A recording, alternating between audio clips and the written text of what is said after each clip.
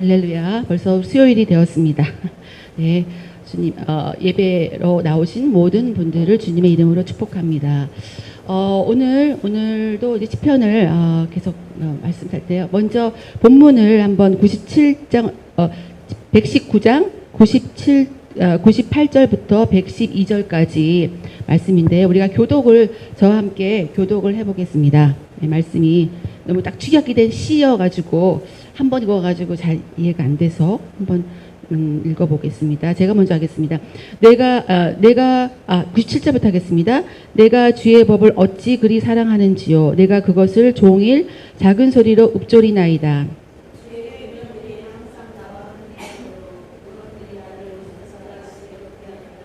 내가 주의 증거들을 늘 읊조림으로 나의 명철함이 나의 모든 스승보다 나으며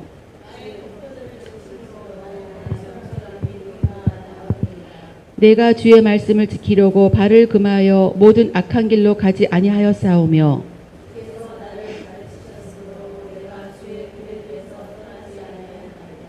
주의 말씀의 맛이 내게 어찌 그리 단지요 내 입의 꿀보다 더 다니이다.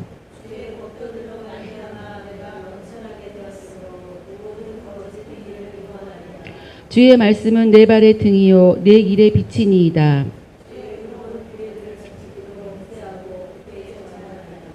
나의 고난이 매우 심하오니 여호와여 주의 말씀대로 나를 살아나게 하소서.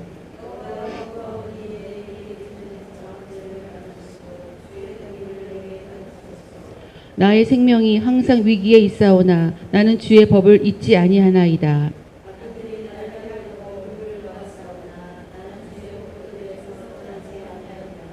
주의 증거들로 내가 영원히 나의 기업을 삼았사오니 이는 내 마음의 즐거움이 됨이니이다. 다 같이 내가 주의 율례들을 영원히 행하려고 내 마음을 기울였나이다. 네, 아멘. 계속적으로 우리가 하나님을 기쁘시게 하는 삶, 온전한 삶을 살기 위해서 어떻게 해야 되는가를 살펴보고 있습니다.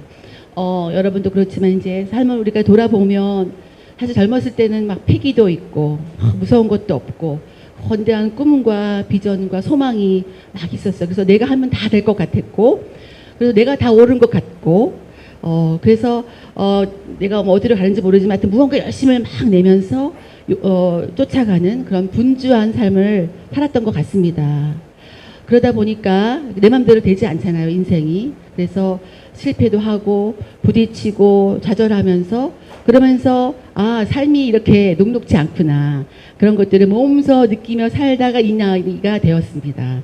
여러분도 저랑 비슷비슷하리라고 생각합니다. 어제도 누구를 만났는데 그분도 선교를 하신 분이 너무나 성공 막 하신 분인데 결국 그분도 어떤 투자를 잘못해가지고 4대째 크리스찬으로서 하나님이 또 돈을 벌 때는 막 벌게 해주신다 투자를 잘못해가지고 묶여가지고 그래서 또 이렇게 힘들어하는 거 보면서 정말 다 이렇게 하나씩 우리가 정말 내가 계획한 대로 안 됨으로 인해서 완전하게 손을 들고 하나님만 의지하는 그런 삶을 살게 하는구나라는 걸 제가 다시 생각했는데 사실 이런 삶을 우리가 이제 알지만 우리 아이들을 보면 사실 우리의 똑같은 전철을 밟고 있잖아요. 그렇죠? 저희도 딸과 아들을 보면 마치 나를 보는 것 같아요. 왜냐하면 잘못 선택하는 게 많아요. 내 눈엔 보여. 근데 그들은 안 보이는 거죠. 그래서 그거 가지고 내가 훈수를 두면 어떻게 되죠?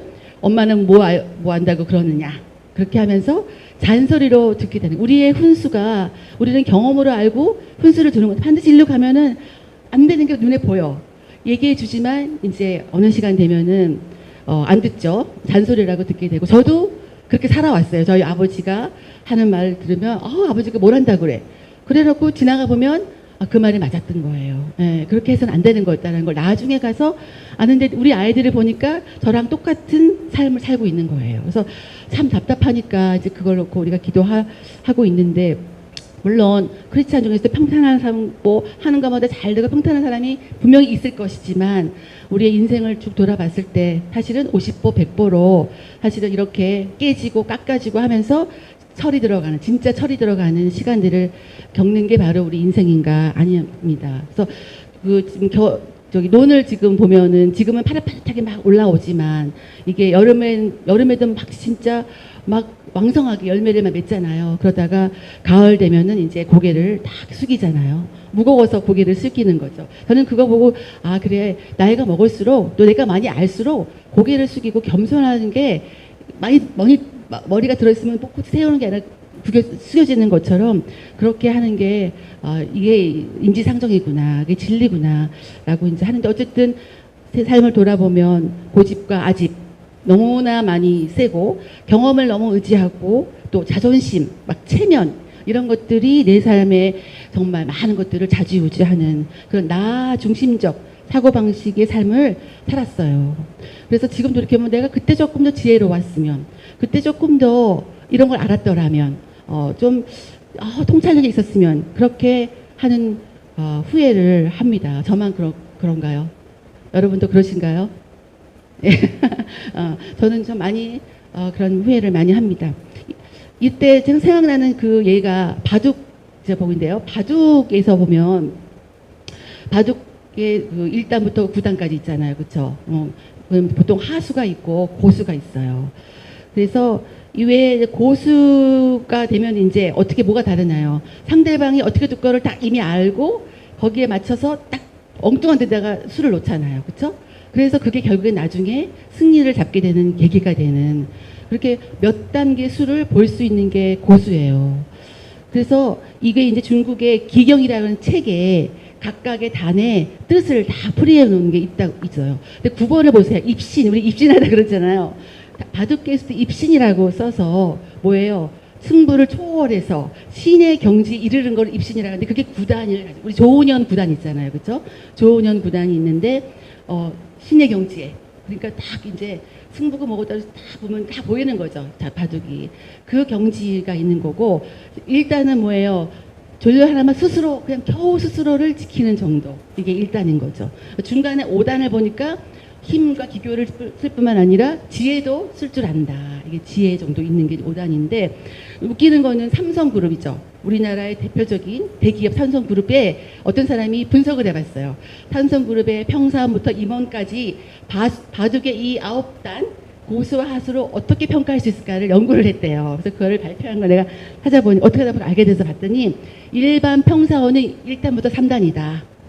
당연하겠죠. 평사원이니까 이제 막 들어왔으니까 이제 회사를 알아가고 이제 자기 업무를 알아가는 거니까요. 그 다음에 간부 정도는 4단에서 6단까지는 간부 정도고 경영자, 임원진은 7단부터 9단, 7, 8, 9 정도의 수가 된다. 그러니까 그분들은 뭐 연봉이 엄청 세잖아요. 전 세계의 경제 흐름을 다 아는 거고 앞으로 어떻게 될지 다 깨우차고 있기 때문에 삼성그룹에는 어마어마한 회사의 임원과 또 경영진이 되는 그런 일을 합니다. 그러니까 바둑계에서 고수 또 이 경제에서 고수 고수들은 뭔가 통찰력이 있는 거죠. 그렇죠? 삶을 보는 통찰력, 경제를 보는 통찰력, 바둑의 그 수를 보는 통찰력이 있는 거예요. 그래서 이 세상에 정말 고수라고 평가할 사람은 많이 있어요. 이어령 씨 같은 경우는 10,000권의 책을 이상을 읽었어요. 우리나라에 2명밖에 없대요. 제가 듣기로는 제대로 된 건 2명 중에 한 분이 이어령 씨 같은 분이에요. 그분은 뭐 석학이잖아요. 그죠? 한 것을 알고 훌륭하게 읽은 사람도 우리가 고수라고 할 수 있죠. 예, 인생의 고수, 뭐 지식의 고수라고 할 수 있는 거고 비즈니스계에도 뭐 해외는 떠나서 우리나라만 제가 이제 존경한다 그럴까 좀 관심 있게 보는 켈리체 같은 사람 공장 공순이었어. 그런데 5천억의 자산가가 된 거예요. 그 몇십 년, 10년도 안 된 사이에. 그러니까 자신만의 어떤 그 기법을 해서 5천억 평생을 먹고 살아도 남을 건데 불구하고 지금도 계속 열심히 몸 관리하고 또 제자들을 길러내고 유튜브를 찍고 막 그렇게 하고 있고 또 이분이 본딴 김승우라는 돈의 속성이라는 책을 진 사람이 있어요. 지금도 베스트셀러에 나와 있어요. 저희 집에도 있는데 이미 여러 번 읽었는데 김승우라는 사람도 뭐 1조 단위의 재산을 가지고 있어요. 이분은 이미 경제의 비즈니스의 고수가 된 거예요. 어떻게 돈 버는지 길을 다 아는 거죠. 이런 사람도 있고, 워렌 버핏 같은 사람도 투자자, 워렌 버핏도 투자자의 귀재잖아요. 어디다 투자하면 되는지 아는 거 많이 있습니다. 어쨌든 이렇게 세상적으로 보면 많은 고수의 삶이 있는데, 정말 저도 고수가 되고 싶지만, 지금부터 아무리 책을 읽어도 만 권은 읽기 힘들 것 같고, 그 다음에 지금부터 아무리 해도 내가 5천억 1조를 벌기는 힘들 것 같고, 정말 힘들 것 같아요. 근데 다행히 우리는 영적인 고수가 될 수 있습니다. 하나님의 말씀으로 영적인 고수가 될 수 있다. 이게 우리한테는 복음이에요. 그렇죠? 삶의 복음입니다. 그래서 우리가 말씀 속에서 말씀을 많이 읽고 말씀에서 우리가 통찰력을 얻게 되면 세상에서뿐만 아니라 또 하나님 나라에서 하나님이 원하시는 그 삶을 살 수가 있다. 그래서 말씀밖에 없다라는 것을 말하고 있습니다. 그래서 오늘 그 읽은 97절을 보시면 어떻게 하면 정말 구체적으로 영적인 고수가 될 것이냐. 97절 보겠습니다. 97절. 내가 주의 법을 어찌 그리 사랑하는지요. 내가 그것을 종일 작은 소리로 읊조리이다. 예, 주의 법, 주의 말씀을 사랑한대요. 그러니까 우리가 먼저 해야 될 것은 뭐예요? 하나님의 말씀을 사랑하는 거죠. 하나님의 말씀을 사랑한다는 하나님 자체를 사랑하는 거예요. 그러니까 먼저는 하나님과 나와의 관계가 사랑의 관계로 정립이 먼저 돼야 됩니다. 말씀을 읽되 하나님은 전이고 복을 받는다니까 말씀만 읽는 것이 아니라 먼저 하나님을 깊이 사랑하고, 우리가 연애를 해봤잖아요. 연애 보면 사랑하는 사람 있으면은 막 얘기 들어보고 싶고 오랫동안 같이 해서 얘기 나누고 싶은 게 사랑의 관계인 것처럼 우리가 하나님의 말씀을 듣고 보고 하는데 그런 관계성, 하나님을 사랑함이 없이 하면 안 되고 정말 하나님을 정말 사랑해서 그분이 뭐라고 하는지 귀를 쫑긋하고 듣고 그 얘기를 내가 다 받아들일 수 있는 그런 관계가 되어 있는지 먼저 우리가 확인을 해 봐야 됩니다. 예, 정말 그런 면에서 정말 부끄러운 잘 읽지도 못하고 바쁘다는 핑계는 못 읽는데 그렇게까지도 못하죠. 그래서 여기 보니까 종일 작은 소리로 읊조리래요. 뭐예요? 하루 종일 그 말씀을 계속 한다는 건 하루 종일 하나님과 대화한다는 거잖아요. 그렇죠? 하나님과 매 하루 종일 말씀을 메우고 읊조림으로써 하나님과 대화하는 진짜 사랑의 관계로 계속 떨어지고 싶지 않은 사랑의 관계로 우리가 회복을 해야 된다. 먼저 그게 돼야 된다는 것이죠. 그것이 우리가 영적 통찰력을 갖는 영적인 곳으로 가는 첫 번째 관문이다. 그래서 우리 한번 내가 정말 하나님을 사랑해서 하나님의 말씀을 사랑하고 정말 들으려고 내가 하는지 그거를 우리가 한번 점검해 봤으면 좋겠습니다. 그 다음에 98절에 보니까 주의 계명들이 항상 나와 함께 하므로 그것들이 나를 원수보다 지혜롭게 하나이다. 그러니까 하루 종일 주의 말씀을 읊조리면 결국에는 나와 함께 하는 거잖아요. 말씀이 함께 한다는 것은 하나님이 나와 함께 하는 거기 때문에 원수보다 지혜롭게 한다는 거예요. 원수라는 것은 많죠. 여러 종류가. 나를 하나님으로부터 멀어지게 하고 나를 무너지게 하고 나를 절망 가운데 있게 하는 여러 가지 다양한 그 원수들이 있는데 그 원수들의 어떤 계략, 그런 계략들을 뛰어넘게 그런 거에 무너지지 않게 된다는 거죠. 무너지지 않고 뛰어넘게 해주는 게 바로 이 말씀이라는 거죠. 그러니까 말씀을 내가 정말 사랑하고 하루 종일 그 사랑을 마음으로 읊조리다 보면 이게 이제 내와 함께 함으로써 그 나를 넘어뜨리고자 하는 그런 나쁜 계략들을 뛰어넘어서 흔들리지 않게 된다라는 말씀이고요. 100절에 보니까 주의 법도들을 지킴으로 나의 명철함이 노인보다 나으니라. 이번에는 노인보다 낫다. 됐고 9절 아니거든요. 9절 내가 주의 증거들을 늘 읊조림으로 나의 명철함이 나의 모든 스승보다 낫다. 스승은 나보다 훨씬 뛰어난 것입니다. 그렇죠? 나보다 훨씬 뛰어난 여러 가지 지혜가 있는 분인데 그거보다 뛰어날 수 있고 노인은 경험이 많잖아요. 그 경험도 뛰어날 수 있는 거예요. 내가 말씀을 묵상하고 하루 종일 묵상하고 읊조리고 내가 말씀이 있을 때 원수도 스승도 노인도 다 뛰어남을 만한 놀라운 통찰력을 갖게 된다라고 오늘 말씀에 했습니다. 그러니까 우리 이어령 씨를 어떤 사람을 부러워하지 말고 우리가 할 수 있는 최선의 방법은 이 말씀 안에서 말씀을 계속적으로 하루 종일 사랑하는 마음으로 접하는 것. 그렇게 살 때는 이렇게 원수와 스승과 노력을 뛰어넘을 만큼 통찰력 있는 삶을 살 수 있다. 고수의 삶을 살 수 있다라는 것입니다. 이것이 우리에게 정말 진짜 복음인 것 같아요. 그러니까 학벌이 좋은 사람, 돈 많은 사람, 많이 배운 사람 이런 거 부러워할 거 없이 말씀이 우리 앞에 있잖아요. 이 말씀을 하루 종일 묵상하려고 하고 찾으려고 하고 또 어려움을 닥칠 때 말씀으로 기준으로 해서 말씀에서 어떻게 말하는지를 알려고 하고 이렇게 주는 것. 바로 이 최고봉, 최고의 지혜의 최고봉이 우리 앞에 우리 손에 주어져 있습니다. 그래서 원망할 수가 없습니다. 이미 주어진 거를 이용하지 못한 건 우리 죄이기 때문에 바로 우리한테 닥쳐 있다는 것을 알 수 있고요. 그래서 그 다음에 이제 보니까 100절까지 읽었죠. 101절 보니까 내가 주의 말씀을 지키려고 발을 금하여 모든 악한 길로 가지 아니하였사오며. 그러니까 말씀이 충만하고 고수가 되니까 당연히 악한 길에서 떨어지겠죠. 이게 악하고 선한 거를 분별할 수 있는 지혜가 있는 거죠. 그렇죠? 어떤 경우는 이거 너무 괜찮은데 하고 잡았지만 악한 경우도 있잖아요. 잘못된 길을 갈 때가 있단 말이죠. 많죠. 우리 삶 속에 저도 그렇고 이건 정말 괜찮겠는데 하는데 결국엔 이게 나를 수렁에 빠뜨리는 그런 일들이 있는 거 보면 그런 것들도 악한 길에 가지 않도록 도와주는 것이 바로 말씀이다. 그렇게 알 수 있고요. 그다음에 101절 했죠. 101절 하겠습니다. 101절. 아니야. 102절 하겠습니다. 102절.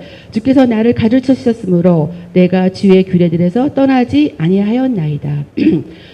그렇게 또 말씀이 있으면은 규례들이 나한테 떠나지 않게 된다. 죄송합니다.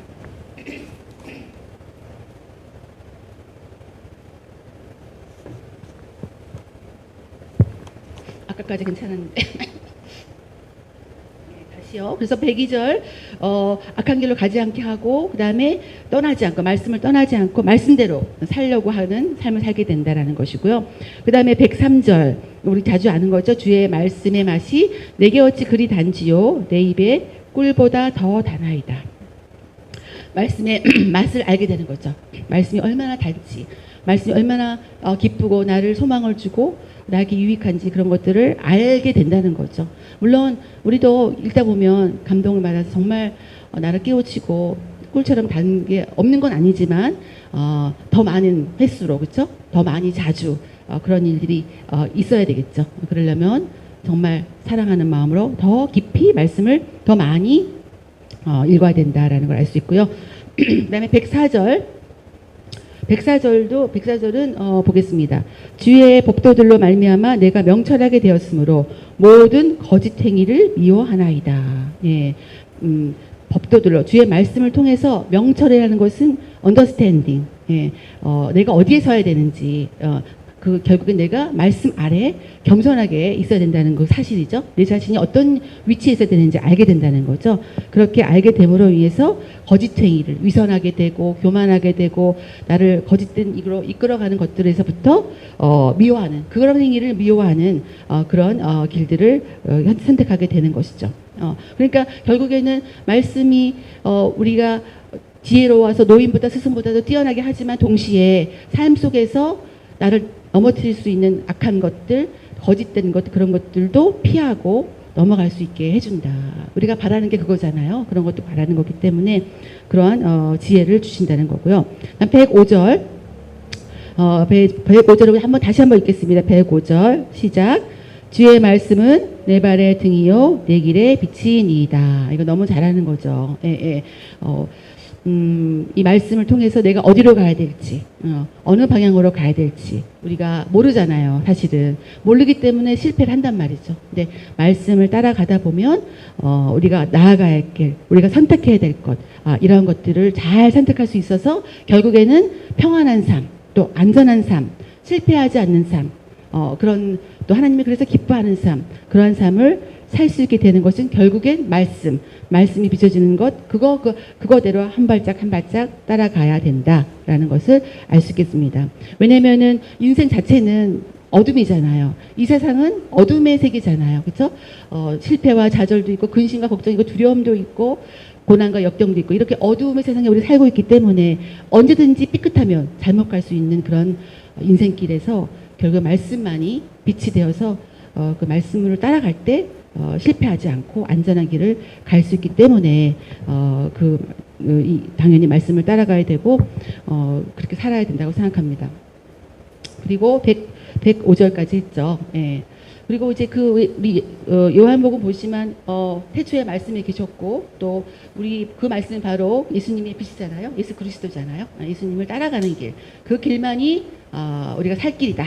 라는 것을 알 수 있습니다. 날마다 큐티라는 이유가 바로 그렇잖아요. 그렇죠? 날마다 큐티를 하는 이유도 오늘 주시는 그 말씀 하나하나를 알고 그 말씀대로 따라가기 위해서 큐티를 하는 이유는 이 세상은 너무 어둡고 세상은 너무 악하기 때문에 혹여 잘못하면 삐끗하면 나쁜 길로 또 실패하는 길로 갈 수 있기 때문에 우리가 큐티를 하는 것처럼 그냥 아침에 큐티하는 것이 아니라 오늘 하루 종일 읊조리라고 했잖아요. 사랑하는 관계로 하루 종일 읊조리는 그런 삶을 산다면 지금보다 더 통찰력 있는 또 삶의 영적인 고수로 살아갈 수 있는 그런 길이 열렸다라는 것을 알 수 있습니다. 그다음 106절을 보면 주의 의로운 규례들을 지키고 맹세하고 굳게 정하였나이다. 107절 나의 고난이 매우 심하오니 여호와여 주의 말씀대로 나를 살아나게 하소서. 결국에는 이제 고난의 이야기가 나오는데 결국 아까 말한 것처럼 인생길은 늘 고난이 앞에 있고 문제가 항상 앞에 있기 때문에 그때마다 내가 이렇게 하루 종일 읊조리면서 영적 고수가 되면 그 모든 고난들을 다 이겨낼 수 있다라는 그런 구절로 보면 되겠습니다. 107절에 고난이 올 때, 또 108절에 여호와여 구하오니 내 입이 드리는 자원 제물을 받으시고 주의 공의를 내게 가르치소서. 네, 고난이 몰려올 때 그죠? 자원 제물을 받아달라 그런 거죠. 그다음에 109절 나의 생명이 항상 위기에 있사오나 나는 주의 법을 잊지 아나이다. 예. 어떤 고난이 와도 감사하며 찬양하며 그 말씀대로 내가 살겠습니다. 죽음과 같은 상황이 오더라도 말씀을 잊지 않고 내가 살겠습니다라고 고백을 할 수 있게 되는 것이죠. 그 다음에 110절 보니까 110절 악인들이 나를 해하려고 올무를 놓았사오나 나는 주의 법도들에서 떠나지 아니하였나이다. 예, 아무리 나를 해하려고 하고 아무리 나를 올무를 놓고 넘어뜨리려고 해도 나는 어떤 경우도 말씀을 놓지 않고 말씀을 근거로 해서 내가 살겠습니다. 살았습니다. 그런 고백을 하는 거고요. 111절 주여 증거들로 내가 영원히 나의 기업을 삼았사오니 이는 내 마음의 즐거움이 됨이니이다. 예. 어떤 경우에도 나는 오직 말씀을 내 기준으로 삼고 그것이 내 즐거움으로 삼겠노라라고 결단을 하며 살겠다고 고백하는 것이고요. 마지막 112절을 보니까 내가 주의 율례들을 영원히 행하려고 내 마음을 기울였나이다. 영원히 나오잖아요. 죽을 때까지 내가 이 율례를 이 주의 말씀을 주의 법도를 지키기로 결단합니다. 결단합니다. 주님 그렇게 도와주세요. 라고 하는 입니다. 그러니까 우리가 이런 진짜 우리도 결단을 하긴 하죠. 하긴 하는데 진짜 이 시편의 기자가 하는 것처럼 결단이 나오기까지는 말씀을 더욱더 더 사모하시고 말씀을 하루 종일 읊조리는 또 읊조린다는 것은 아까 말한 것처럼 주님과 항상 사랑의 관계처럼 항상 교제하는 그런 마음으로 말씀을 보고 말씀을 읽고 또 설교를 듣고 이 모든 것들을 행할 때 모든 어둠의 터널들 또 닥쳐올 어떤 고난들 그런 것들도 정말 겨우겨우 이겨낸 것이 아니라 고수들처럼 통찰력 있는 그런 사람들처럼 거뜬하게 넘어가고 또 넘어가서 오히려 감사와 찬양과 즐거움으로 그 시간들을 주어진 나의 인생의 시간들을 지켜나가는 것 나가게 하는 것은 말씀이다. 말씀이 그렇게 우리 영적인 고수로 만들어준다. 영적인 통찰력을 준다라는 것을 우리가 오늘 말씀으로 주어진 말씀으로 다시 한번 우리가 고백했으면 좋겠고 대표적으로 우리가 볼 수 있는 요셉이죠. 요셉은 꿈으로 하나님의 말씀을 만났잖아요. 그리고 그것을 놓지 않았습니다. 끝까지 그것을 어떤 상황에서 감옥에 있을 때나 어디에 있었을 때나 놓지 않고 그를 붙들었더니 하나님은 마침내 하나님께서 그를 정말 사용하셨잖아요. 그 요셉인데 창세기 41장 39절 한번 읽어보겠습니다. 시작. 요셉에게 이르되 하나님이 이 모든 것을 내게 보이셨으니 너와 같이 명철하고 지혜 있는 자가 없도다. 예. 믿지 않는 자들이 봤을 때 요셉은 영적인 지혜자, 그죠? 영적인 고수로 보였던 겁니다. 그래서 총리로서 세워서 앞으로의 다가올 흉년과 풍년을 대비할 수 있는 사람으로 세웠잖아요. 그러니까 그분 요셉한테 그 지혜가 보였기 때문에 한 것이고, 요셉 물론 하나님이 부어주셨지만 요셉이 말씀을 잊지 않고 붙들었기 때문에 이것이 가능했다라는 걸 알 수 있고요. 또 하나의 사람은 다니엘이죠. 다니엘 2장 48절 같이 읽겠습니다. 왕이 이에 다니엘을 높여 귀한 선물을 많이 주며 그를 세워 바벨론 온 지방을 다스리게 하며 또 바벨론 모든 지혜자의 어른으로 삼았더라. 예, 삼았으며, 그러니까 지혜자, 바벨론에 있는 모든 지혜보다 더 지혜자로 삼았다는 겁니다. 다니엘의 하는 모든 그 삶이 너무나 지혜로웠고, 이 땅의 지혜가 아니고 하나님이 주신 지혜이기 때문에 그렇게 믿지 않는 사람들이 인정하게 된 것이죠. 영적인 고수가 된 겁니다. 통찰력이 있는 사람이 된 겁니다. 그렇게 인정을 받은 것이죠.